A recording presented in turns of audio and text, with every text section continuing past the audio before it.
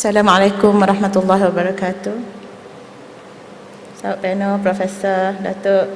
Zainal, Tan Sri, Datuk, tuan-tuan dan puan-puan. Alhamdulillah, kita ke sesi petang ini.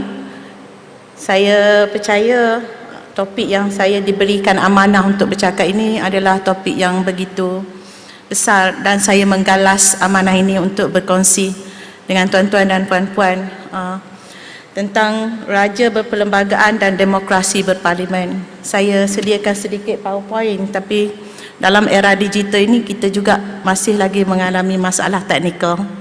Jadi harap tuan-tuan bersabar dengan saya dan juga bersabar dengan masalah teknikal ini. Tajuk ini sebenarnya kita agak dekat. Kalau kita bercakap tentang raja berperlembagaan ini, dia agak dekat dengan kita dan rata-rata kita anggap kita dah faham. Kalau dalam kelas perlembagaan, kalau tanya apa dia raja berperlembagaan, biasanya pelajar akan menjawab raja bertindak atas nasihat. Satu jawapan. Yang jawapan keduanya ialah raja bertindak atas peruntukan-peruntukan perlembagaan. Jadi kedua-duanya betul, tetapi ada kekurangan lagi dalam jawapan-jawapan itu. Pertama, saya akan kongsi tentang istilah ini yang kadang-kadang disilap faham dengan satu istilah lagi, iaitu raja dalam sistem demokrasi berparlimen. Sekarang kita ada tiga istilah: raja berperlembagaan, demokrasi berparlimen, raja dalam sistem parlimen, demokrasi parlimen. Itu satu frasa. Jadi hari ini saya sebenarnya ilham ini saya dapat apabila membaca perkara-perkara berkaitan sistem beraja dan bagaimana lumpuhnya sistem beraja di setengah-setengah negara Arab dan berlakunya revolusi di negara Arab. Kemudian kita juga familiar dengan istilah raja mutlak, monarki mutlak, ya.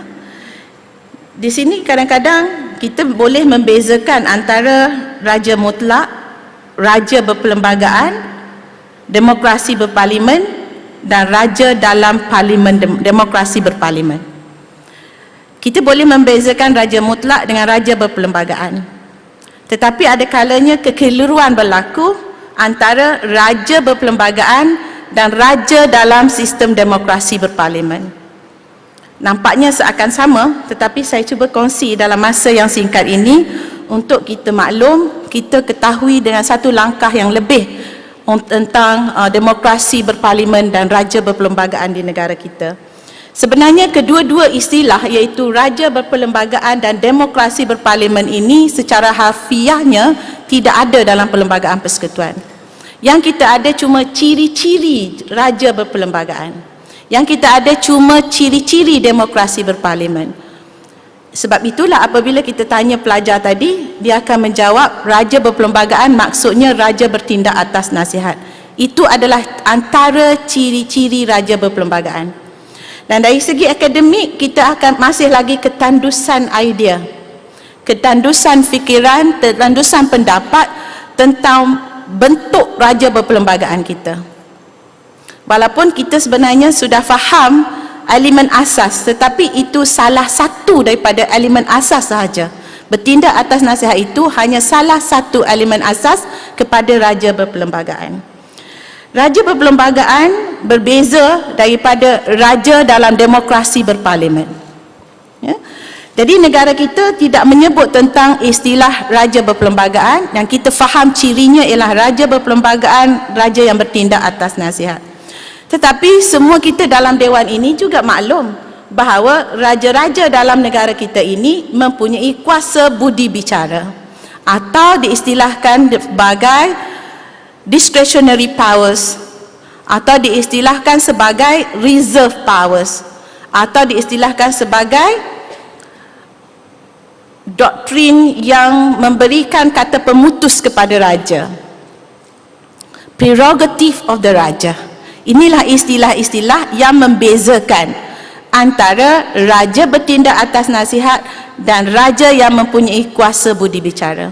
Saya ulang, kuasa budi bicara ada dalam perlembagaan kita bahawa raja ini boleh bertindak tanpa nasihat atau tanpa mempedulikan nasihat atau tanpa menerima nasihat.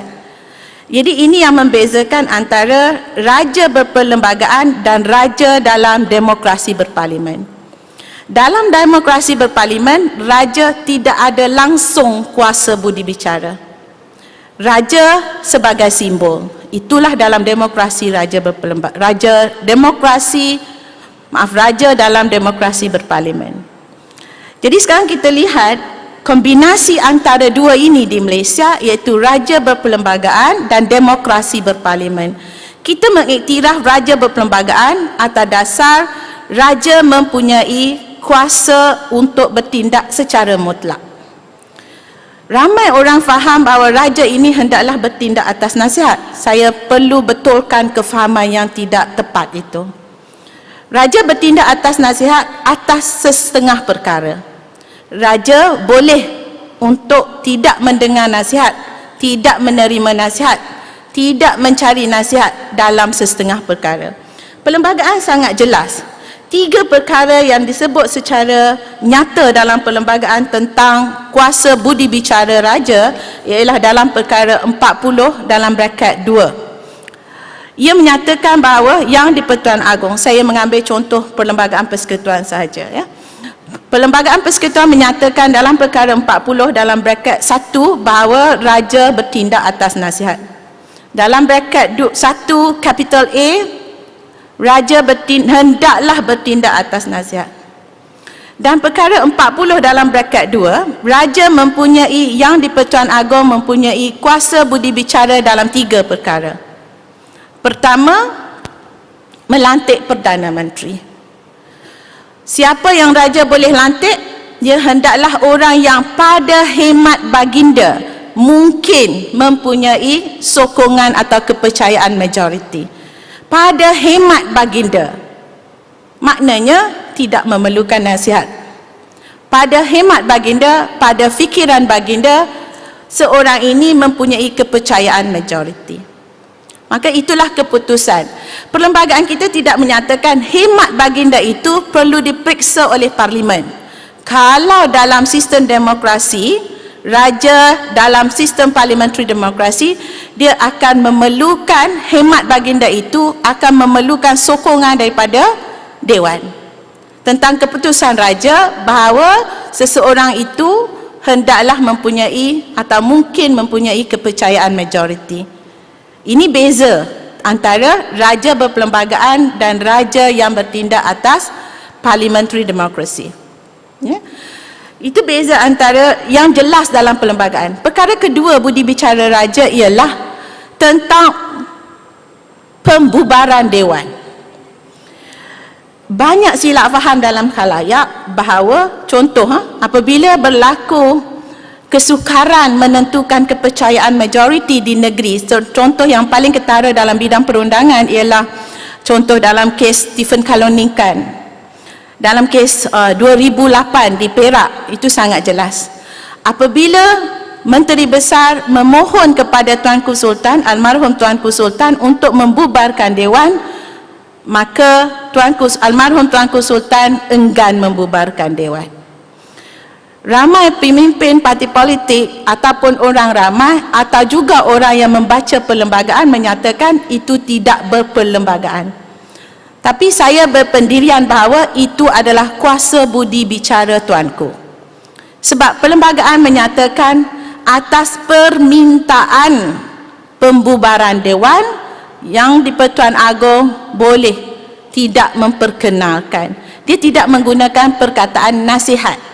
Dia bukan nasihat. Kalau nasihat dalam raja berperlembagaan tadi, yang di-Pertuan Agong hendaklah membubarkan Dewan.